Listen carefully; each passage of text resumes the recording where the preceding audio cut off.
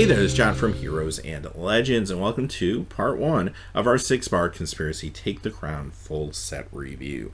Today we're going to look at all of the white cards and a few multicolor cards, and then tomorrow we'll be back with blue, and so on and so forth. We'll make our way through the color pie throughout the week, culminating in the last episode early Saturday morning, where we'll look at the colorless cards. Now, before we get into the individual cards, just quickly I want to say that this set has a very unique design to it, and drafting the set's going to feel a little different than many of the sets in recent history. Now, recently sets have been all about real strong archetypes, zeroing in on a mechanic, sticking to that archetype and those particular colors through the whole draft. This is a little more fluid. The archetypes in this set are going to really bleed into a lot of different colors. For example, Monarch shows up in all the colors. You're going to find even mechanics like Goad and Monstrosity show up in multiple colors. So it doesn't lock you in as tightly, and I think that's actually pretty awesome. It does give you a chance to swerve and kind of change direction mid-draft and still be able to get value out of some of the mechanics you picked up early.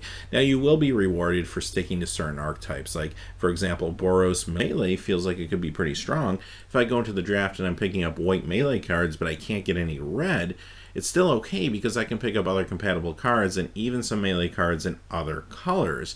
So it's not a complete loss. So I find that actually really elegant design, very excited about that. And you're going to see that as we go through the set review. I just wanted to point that out early.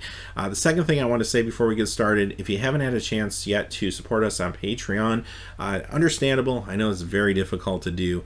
Even just watching, liking the videos helps us a tremendous amount. But I have been looking into working on an Amazon affiliation to help support the channel as well. Now, in this video and videos in the future, you'll find a link in the description below to products that are relevant, products that we've been talking about. For example, today we're talking about conspiracy, so I'll put a link in the description for conspiracy products on Amazon.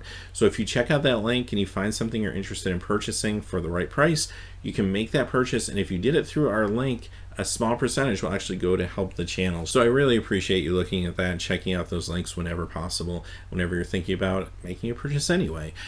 Also, I do want to add the caveat that I promise you that I won't change any of my reviews due to the fact that I have the link there. I will always give the honest review of the product, good or bad, and it's up to you all if it's something you want to buy or not. And if you can buy it through Amazon and you can find a fair price, even better, because it will help us make the channel better. So having said that, let's move on to the cards and get to the real business at hand. We're going to start off with a white conspiracy. It's Adrianas Availa, and this one is a hidden agenda conspiracy. Now, if you watch the spoilers, you know that there's a cycle of these. This is the white version, but we have one in each color. They're all common, and they all do similar things. Basically, they almost act as a one-time combat trick, although you can get value out of them beyond that first use. It's just not going to be a surprise anymore. Having said that, this is a good one. I actually like the fact that I can choose a creature. Maybe I'm going to choose a huge creature that I happen to draft, so that when I do get that creature, giving it indestructible if I have the mana just makes it more formidable. Or I could do the opposite and go with small commons. If I maybe drafted 2 or 3 of the same common, then that's great. I'll get value out of it that way instead of going maybe with one large creature, and that could work as well. This also plays very well with Spy Kit, which is an artifact that we'll be talking about later in the week, but combos well with that card. So yeah, this is a decent conspiracy. I mean, it's not one of the super game-bending ones that we'll see as we look at some of the colorless ones on Saturday, but it's a decent one. It doesn't hurt to play it by any means if you're in white. Next we have Ballot Broker, and this is one of those kind of manipulate the vote cards, and it's also a fine creature. 2/3 for 3 is fine as well. One thing to remember about this card is the voting is a little different in this conspiracy compared to the last conspiracy. In the last conspiracy set, the voting was all about really what the spell or creature is going to do. So whoever won the vote won the effect, basically. Whereas this time around, when I play a card that has a voting mechanic, the Council's Judgment mechanic, I'm getting a plus either way, but the opponents are deciding how much of a plus I'm getting in each direction. Now, this will make more sense in a second when we look at one of those cards, but pretty much you're not voting for a positive or a negative, you're voting for which positive I'm going to get. And of course, I also get a vote as the person playing the card. Now, having this in play means I get 2 votes, and I can really kind of swing that creature or spell to do what I really want it to do a little better. Now, if my opponent plays something, yes, I can take an additional vote. However, I don't have to, because usually taking an additional vote will actually help my opponent in some way, and I probably don't want to do that. So it is a may ability. You don't have to do it. And keep in mind, this is a common. You can play this in multiples and actually get a couple extra votes, and this could really kind of stack up and become more efficient for you. One other side note, if you have a friend in Commander who likes to play Council's Judgment, for example, this card really messes up that card, so you may want to throw one in your deck. Next we have Custody Peacekeeper. This is really interesting to me. Okay, all of these Draft Matters cards are really fun. I think they really change the way that the draft unfolds, change the way you think about the draft, especially new players who aren't used to drafting. There's a lot of ways that these cards can teach you how to become a better drafter, and I think that's actually kind of awesome. This one in particular is very, very good. It's a tapper, and hey, you know what? A tapper with a 2/3 body is even better than a tapper with a 1/1 body, which is what you normally see, right? Now, the downside to this is you have to be kind of creative and maybe a little lucky about when you draft it. If you open this pack 1, it's not a wonderful pick just because, well, it's a tapper, but I can only tap something very, very small. Still a fine creature, 2/3, but not something you normally want to first pick, which is an interesting dilemma because typically tappers go very early. Tappers are easy first picks, easy second picks, third picks. This time around, you're really going to have to consider where and when you want to pick this. If you pass it, guess what? It's probably not coming back. It's going to go through 7 hands. It ain't going to wheel, trust me. It's just going to be too good by the end. But having said that, you have a decision to make where maybe you just go ahead and take the card with the hopes that later in the pack or in another pack, you might be able to pick up another one of these at a later spot in the round. And if you do, that later number will carry over to all of them, and you're going to find value there. It's a little bit of a gamble, but it might be worth it, especially if you're really committed to being in white. So this is a real good card. It's a little skill intensive from a draft point of view in one hand, but phenomenal card, and it's going to make you think very differently about how you draft. Custody Soulcaller, and here's another real good card. I'm very impressed with this one as well. It's a 1/2 for 3. Okay, that doesn't sound super exciting, but it does have melee. Even if you're only attacking one player, it is attacking in as a 2/3. Okay, that feels a little bit better. And again, even if I'm only attacking one player, I can take a creature that's converted mana cost 1 or less out of my graveyard, put it on the battlefield, right on the battlefield. Now, once I start attacking other players with other creatures, this thing gets pretty crazy. I can start returning larger creatures to the battlefield. I'm doing more damage with this card. And even if this thing just ends up getting blocked and dies, maybe it just plain did its job because it got a little bit of damage across and you returned something you really wanted back from your graveyard. This is a very versatile card. It's going to be great in the Conspiracy draft. I could see this thing playing Commander as well as a lot of cubes. Really strong card. Next we have Lieutenants of the Guard. And now here's a Council's Dilemma card, so this will hopefully make the card I was talking about a few moments ago a little clearer. It's a 2/2 for 5. However, everybody gets to vote when you play this card, and you can either vote to give this a +1/+1 counter, or give the player that played it a 1/1 white soldier creature token. So this is kind of interesting. You get 1 vote, everyone else is going to get their votes, unless of course you have a way to manipulate the vote. So you're either giving yourself a 3/3 or you're giving yourself a 2/2 and a 1/1, and then your opponents have to decide if they're going to give you another 1/1 or if they're going to continue to make this card grow. I think typically in a normal situation, players are going to vote to just make this a big card because then one removal spell gets rid of it. It's usually better to have a lot of little creatures than one really big creature just from a removal standpoint. However, there is a lot of red removal that hits for 1. For example, they reprinted Hurly Burly in the set, which can do 1 damage to all creatures with flying or all creatures without flying. So that can wipe out tokens. There is some ways to buff tokens. We'll see one of those cards coming up, but it's a very interesting dilemma for your opponents to think through. Now, if there's a red mage at the table, maybe they will want to give you the tokens. If there's not, they probably just want to make this card bigger. But regardless, you're getting upside. It's just what you do with that upside in the long run is what's going to matter. Now, I think white really rather have the tokens because they do have a pretty strong melee theme. But at the same time, I mean, having a big creature isn't a bad thing either. Next we have Noble Banneret, and this is actually a pretty decent card. Now it costs 4 for a 3/3, it's 2 on color, so that's okay. A 3/3, those are good stats. But the effect is pretty strong. Once you draft this, you can pick a card at any point after you get this card in your draft, and it kind of links with this card, and then when they're both in play during the game, they both get +1/+1 in lifelink, which is pretty decent. And where this really shines is if you're able to maybe draft a couple of these, you can actually name a couple different cards, and just one Noble Banneret is kind of linked to both those cards. So even if you only get the one Banneret in the 2 other cards, they all still get +1/+1 in lifelink. Pretty decent, especially with multiple copies. So I do like this. I think this is a good card. It's another card that's really going to make you think about the draft. And all these drafts face up or reveal the cards as you draft cards are actually kind of cool too in the draft because they give information and they let people know, hey, I'm in white. So the people around you kind of get the idea, well, maybe I should try to avoid white. We'll have a smoother draft if I don't try to get into that color when this person is right next to me, for example. So I think that information makes the draft a little more strategic and also helps new players learn those draft strategies, which is pretty cool. Next we have Palace Jailer, and this one I'm not super excited about as much as some of the other cards we've already looked at. It's okay. It's a 2/2 for 4. That doesn't feel real good, but you do get the Monarch token, which in turn means 99% of the time you'll get a card draw at the end of the turn, so that's good. It does exile a creature that an opponent controls until you lose the token, but you do have to think that there's so many cards that take the token and move it around that you're probably not going to have it for a super long time. So this is a very temporary exile. I feel like this might have been a little better if you could exile one of your own creatures, and then when it comes back, maybe you got to enters the battlefield effect or something. But if you have that versatility, I'd feel better about this card. But because it's only an opponent's creature, this is really only good for maybe doing one big alpha attack that turn, and hopefully nobody has a ability that can take the Monarch token from you. So yeah, to me, this isn't doing quite enough for me at 4 mana. Not unplayable by any means, but I think most of the time it won't make my cut. Palace Sentinels. This is a very simple card, a 2/4, and you get the Monarch token. What's nice is you have to think of it as a 2/4, and 99% of the time you're drawing a card at the end of the turn.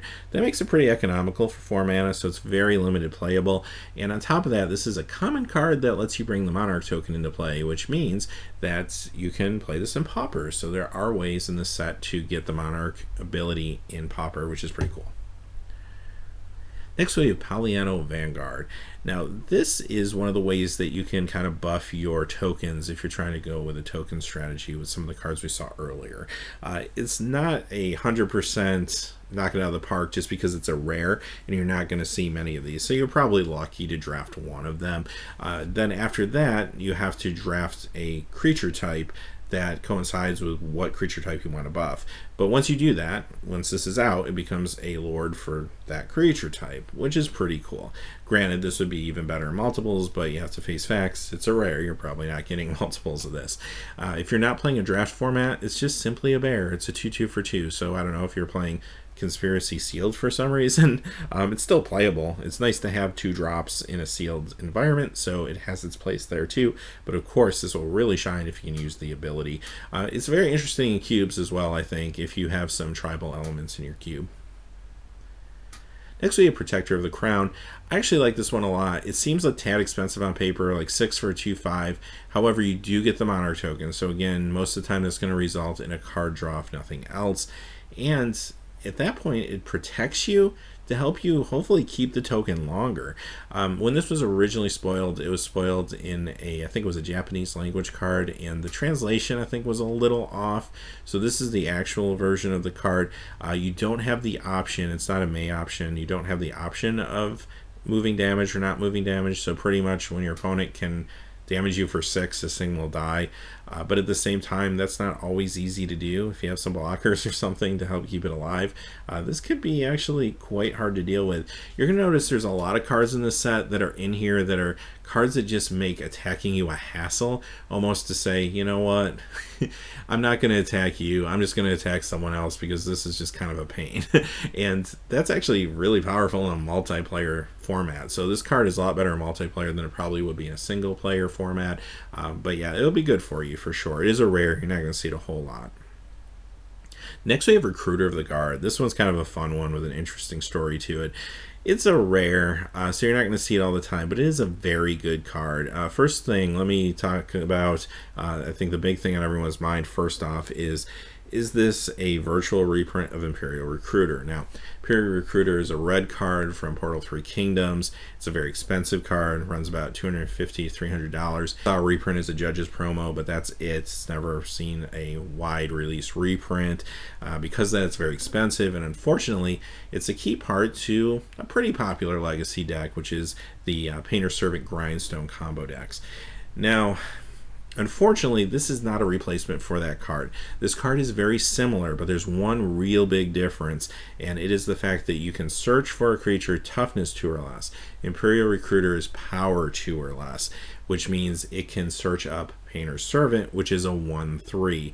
This cannot search up Painter's Servant, so it doesn't fit there. Having said that, this is still an amazing card. Okay, it doesn't do the Painter Servant thing, granted. But this is going to be awesome in Legacy. This will definitely see Legacy play.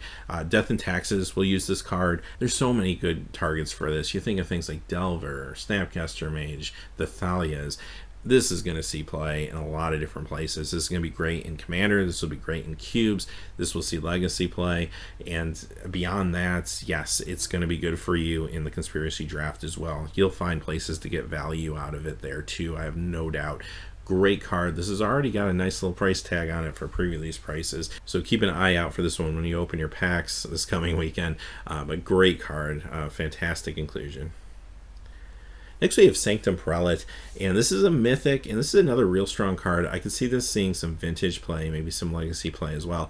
It has a very similar ability to Chalice of the Void. As we know, Chalice of the Void actually was restricted in vintage, mostly for reasons that Wizards really wants vintage to be a place where you can play your Moxes and play these crazy cards, and it was just really too easy to shut them down with Chalice. This does a similar thing, of course, but it's a little harder to cast, and you want to be in a pretty strong white focus deck. But I do see this being played in Hate Bears decks. I do see it in Monastery Mentor decks. It really, I think, would fit well there. Maybe Death and Taxes as well, but it will definitely see some play in Eternal formats. This is playable in Limited. It might not be quite as good because you really do have to take into account that if you play this, you're shutting off non-creature spells at a certain cost. So you do want to really know your deck well when you pick that cost to make sure you're not shutting off any of your own stuff. But if there's a gap in non-creature spells at a certain spot in your mana curve, you can play this and maybe find some value out of it. It is only a 2/2 for 3, so it's a little bit of a dice roll whether this is actually going to be helpful and limited for you. I could see me honestly probably not running this most of the time. I'm probably going to find better stuff. It's really more of a constructed card than a limited card, or maybe even a cube card. Next we have Spectral Grasp, and this card's amazing. This is one of my favorites, I think, today. It's a multiplayer pacifism. So when you play this on a creature, it can't interact with you anymore, much like a pacifism, but it can still interact with all your opponent's creatures. So that's kind of awesome. It's a little surprising that it took this long to really find that design. Obviously, the catalyst being a multiplayer-centric set, but this is awesome. I love the art on this as well, and just the flavor and everything. They did a really great job with this card. Easily first pickable, and even if I have a cube, for example, and I want to include a second copy of Pacifism, this will work there. Commander, this will be phenomenal in Commander. I don't think I need to tell you that. It's going to be incredible. And yes, obviously in Conspiracy, it'll be great. Throne Warden, it's a bear with upside. This is actually pretty good in Limited, and it's a common. You'll find a lot of these. There's a lot of ways to get that Monarch token. So when you have it, this thing gets bigger, and it's a permanent +1/+1 counter, not a temporary effect. Alright, this is our last new white card of the day. The next group will be reprints, but this is a melee card with evasion, and I think the melee cards with evasion are particularly strong. This is no exception. It seems a little weak when you look at the stats. Okay, I'm paying 2 for a 1/1 flyer, and that doesn't feel great. But you got to remember you're attacking in minimally with a 2/2 flyer, and many times it's going to be more than that. It's going to play really well with like the tokens and a lot of creatures if you're going wide. Really good card. I don't mind including this in my draft at all. Alright, let's move on to some of the reprints. And the first one is Avant-Garde Hound. This one I'm not super excited about. I played this in the past and I was never really excited by it. It's a combat trick, but it's a very defensive combat trick. You're kind of on your back foot if you're playing this card to begin with, and quite honestly, there's just so many better cards in this set. I think most of the time this won't make your cut. Disenchant. Here's what's interesting about Disenchant in a multiplayer format. Normally I would say, yeah, I could draft this, but I'd probably keep it in my sideboard and bring it in if I need it. Well, you don't sideboard in multiplayer games, but there's a better chance that somebody's going to have a target for this. So main decking a copy of this is probably not a bad idea. You will find a target at some point. Now, there isn't a strong artifact or enchantment theme in the set, so I'm probably not going to try to run 2 or 3 of these necessarily, but I think having one is a nice fail-safe in case something goes wrong. Doomed Traveler, one of my favorite commons maybe of all time. This card is awesome in Pauper. It's phenomenal if you sit down and play it in Limited. It's going to be good here for you too. It's just really hard to deal with. It's a 1-drop, and when it dies you get a 1/1 flyer. And we saw a card earlier that can bring creatures back from the battlefield to the graveyard when it attacks. And this is a 1-drop. It'd be really easy to bring this back. And it could be really annoying really fast in a situation like that. But this is just a classic 1-drop. One of the better 1-drops probably ever printed. Fate's Reward. This one's interesting. It's a rare. It's great if somebody hits a lot of your permanents at once. And there are a couple cards in the set that do that. There's a red card that we'll see in a few days in particular that can really wipe out not only your creatures but potentially artifacts. And this is kind of a nice answer if that happens to get played. Again, this is one of those things that might have been better as a sideboard card, but if you're playing a multiplayer format, you don't really get a chance to sideboard. So are you going to run this is the big question. I think it's just going to depend on what other cards you have. This could be a dead card in a game, and that's not going to feel good. So if you have better stuff to play, then I would play that better stuff. But if you're looking for one last playable, it might not be bad. You might surprise somebody with this. Ghostly Possession. This is another card I always thought was awkward because, like, if I have a threat that I can't deal with, okay, I can play this on it and basically turn it into a fog wall, but then it's annoying because then you have to find a way around that fog wall later. Or I can play this on one of my small creatures and create a fog wall, and I don't know, that's okay, but it just feels very defensive and maybe not super good. It's probably a little better in multiplayer because, again, it's a way to create a creature that is very hard to get around, and people may just say, oh, forget it, I'm just going to attack somebody else. So it's probably better than this was in a one-on-one format, but again, it's not a card I'm super excited about that I would probably play very often. Ghostly Prison. Now here's a good one. Thank you, Wizards. This is an awesome reprint. This card was actually up to about $10-15, and it was an uncommon. It's getting a reprint as an uncommon, so that will bring the price down. Phenomenal inclusion, and it's a good card. It's definitely seen modern play in the past. Comes out of sideboards in many occasions, and it's a great commander card. Fits into a lot of cubes, and this will be a good card for you in Limited as well. It will do some work.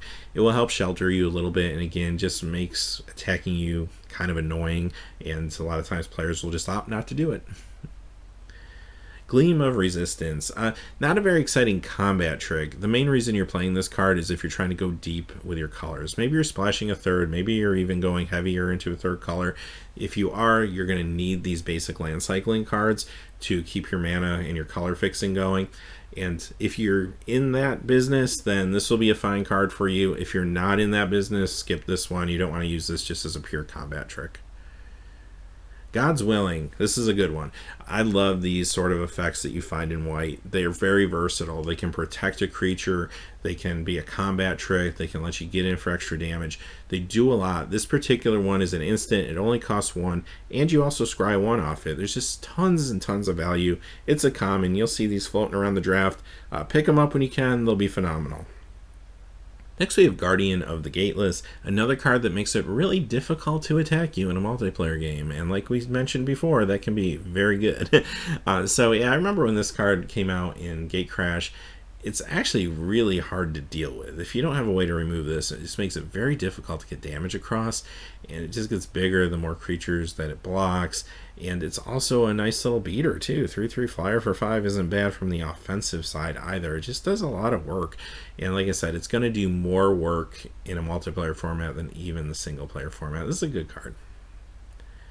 Hail of Arrows. This is removal for white. Now, this particular time around in Conspiracy, we didn't get really strong white removal. We got some good ones. This is one of them that's pretty good.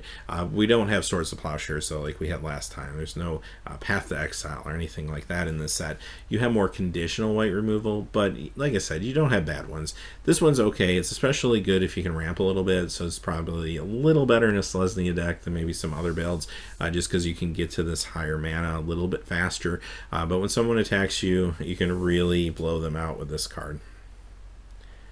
Hallowed Burial. Here's another card that actually used to see some modern play back in the Birthing Pod days. A lot of players would sideboard this in against pod decks because they run a lot of persist creatures, and this deals with persist creatures incredibly well. This also deals with indestructible creatures incredibly well.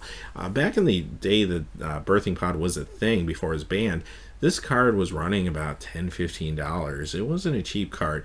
Since then it's come down. Now it's more like a $4 or $5 card, but it's still pretty good. I'm glad to see it got a reprint, and this is fantastic in Commander. I've seen this in a lot of cubes. Just a really good answer to persist creatures and indestructible creatures and a few other things out there. Hollow Henge Spirit. This one's okay. I'm not super thrilled with it. However, it is a flyer, and that does go a long way in limited. Especially this particular limited, I feel like flying will be a commodity. White seems to have a fair amount of flying, but the other colors don't have quite as much. So even running a 2/2 flyer might be good for you. Having said that, I mean, the other abilities are fine in certain situations, but they are a little situational. It's not always going to be good. I think this is a card you're going to play when you have room for it, but many times you may find that you won't have room for this in your deck, and it might not make the cut. Next we have Hundred-Handed One. Now if you played with this back in the Theros block, you know that this is another card that's really hard to get around. I mean, it starts out pretty good. I mean, it's got good stats. 3/5 for 4 is nice, and it has Vigilance. Very good blocker. Can even get in there and attack. But once you hit the monstrosity on this thing, and it can basically block everything, it gets out of hand quick. And again, it's just going to make most opponents say, you know what, I'm just going to attack somebody else. Eventually, I'll just have to draw a removal spell to get rid of that thing. But in the meantime, I'm going to put my resources into attacking another player. And that's really what a lot of these cards are trying to do. Kill Shot. Here's a pretty good white removal spell. Again, it's not unconditional. It has to be an attacking creature. But this one for 3 is one of the better removal spells in the set for this color. Next we have Pariah. I've always had a soft spot for this card. I always try to make it work and make it better than it probably is. Having said that, I'd probably run it because much like a lot of the other cards we've seen today, it makes it harder to attack you. If you put this thing on a big creature that has a lot of toughness, then it just becomes really annoying to try to get around. The downside is you put it on the creature and that creature gets destroyed. You just got 2 for 1. That's not going to feel good.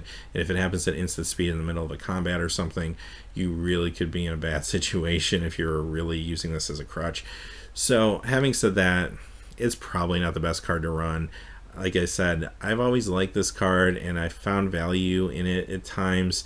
So I'm kind of a gambler. I'd probably put it in my build, but quite honestly, there's probably better cards you can run out there.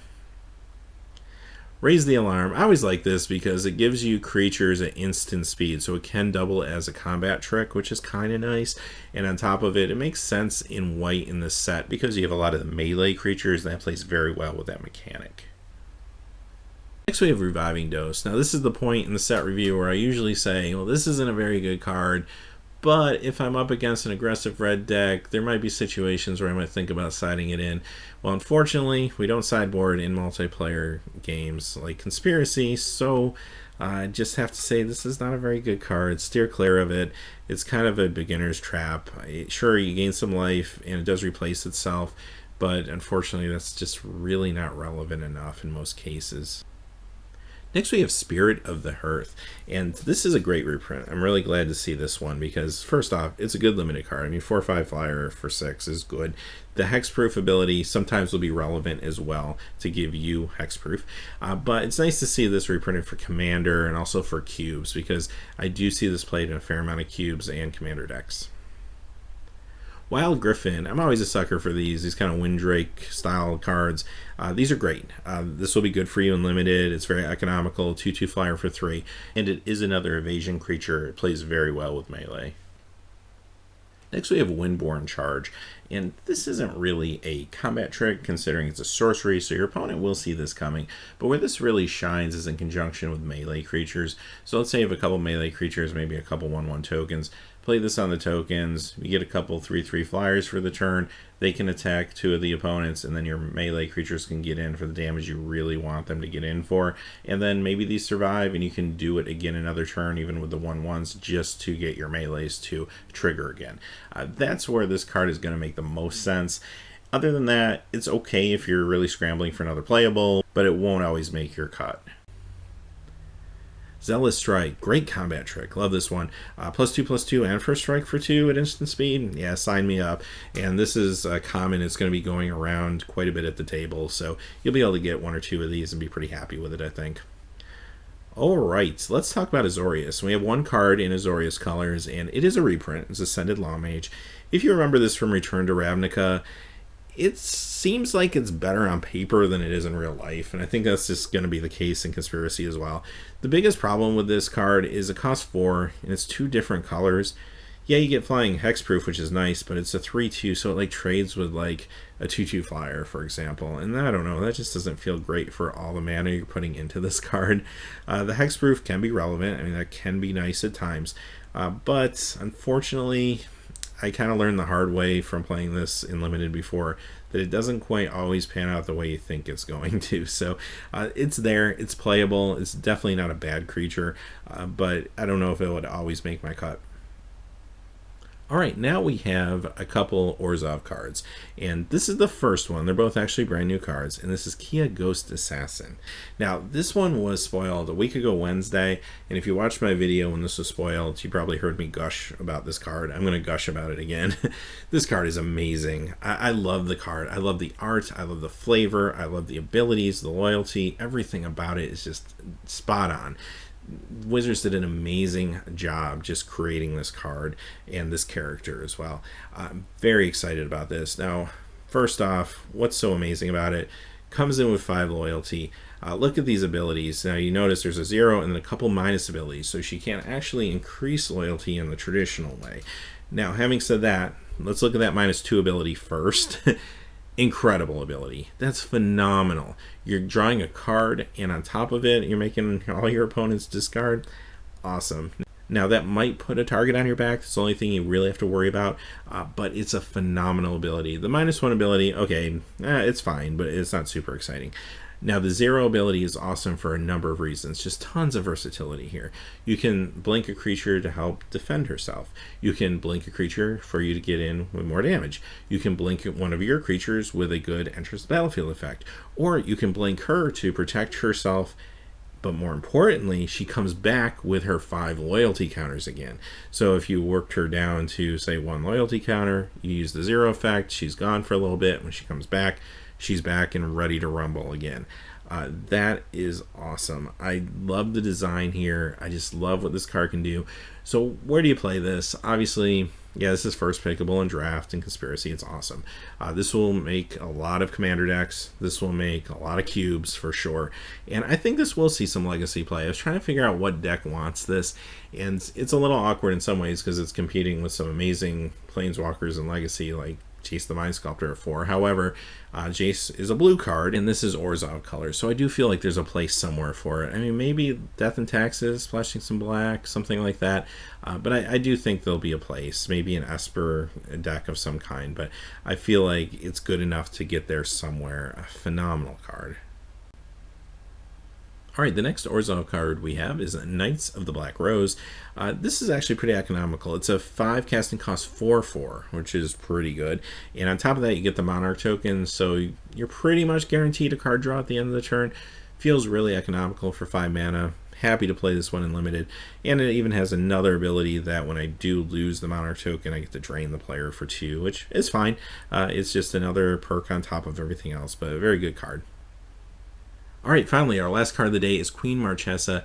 Now, she's a Mardu card. She's phenomenal as well. I really like this card. First off, she's all about keeping the crown, getting the crown and keeping it.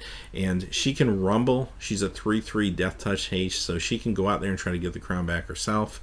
If she has the crown, you're drawing cards, so you're already getting that advantage. When she comes into play, she gets you the crown. And when she doesn't have the crown, she's making 1/1 Black Assassin creature tokens with Death Touch and Haste, with basically the sole purpose to get in there and get that crown back. That's awesome. So where do you play this card? Obviously, this will be great for you in limited, and extremely powerful in that format, I think. As long as you can cast it with the 3 different colors. It's going to be amazing in cubes all over the place. Where she's really going to shine, though, I think, is Commander. She can be a commander, and what an amazing commander. I mean, you can cast her repeatedly throughout the course of the game. She will bring the Monarch token into the game. She will continually take the Monarch token back when she returns to play, and gives you all this advantage of either card draw or the creation of these 1/1 Death Touch hasters. Incredible card. I love this card in Commander. I actually kind of want to build a Commander deck around this. It's just that exciting to me. So she's phenomenal. There's just so much card advantage and board advantage you can garner from her in a short period of time. So having said that, those are all the cards for today. Now, we're going to be back tomorrow. We're going to look at all the blue cards and a few more multicolor cards. And like I said, we'll do this throughout the week, and we'll get through the whole set. So if you haven't yet had a chance to subscribe, definitely a good time to do so. And just as a reminder, check out the link below in the description to look at Conspiracy products. So if you're interested in purchasing it, if you can find a good deal on Amazon through our link, then it does help the channel as well, and we do appreciate that. So as always, thanks for watching. Please remember to like and subscribe, and have a great day. Hey, thanks as always for watching. This video, like all my videos, was made possible by the generous support of viewers like you on Patreon. Even a donation of $1 helps me to keep growing this community and creating better quality content for all of you. Check out our Patreon page for exclusive giveaways and future goals for the channel. If you haven't yet had a chance to subscribe, hit that subscribe button so you don't miss any of the MTG news, spoilers, set reviews, product openings, or finance videos on Heroes and Legends. Talk to you again soon, and have a great day.